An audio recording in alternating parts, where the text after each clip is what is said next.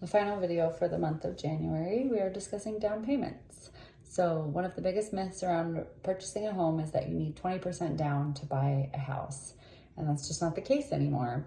Most of these loans that we discussed in the first video this month require only around 5% down, some as low as 3% down. You should know though that the more money that you put down, the less risk you are to the mortgage holder. And so that means you'll get a better interest rate. And another thing about putting 20% down is that you won't have to pay primary mortgage insurance because of your low risk. So it will save you usually around $100 a month, depending on the mortgage, if you do put 20% down. Now, something to keep in mind right now is that it is a great time still to put a down payment on a house, because having a bunch of cash sitting around while inflation is rising is not the best financial plan. You want to be investing your money in appreciating assets that will grow or outpace the rate of inflation.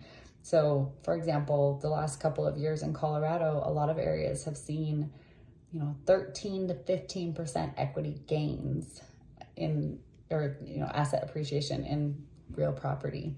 And so that means that you would be outpacing inflation. If you just have a bunch of cash sitting in a bank account, that's not great right now because it's losing value as inflation rises.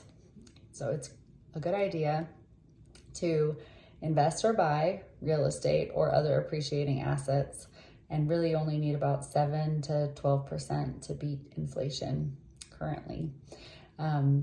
Another thing to know right now is that interest rates are going to rise throughout this year. That's one way that the Fed usually tries to combat inflation, but the predictions are that we won't see it go above 4%, maybe right around 4%. So historically, that's still really low as an interest rate, and it's still a great time to buy and get locked in somewhere in the 3% range for your interest rate. So down payment is different depending on the type of loan you do. The more down payment, the less risk you are, and usually the less cost to you over the life of the loan. So just keep those two things in mind and ask if you have any questions.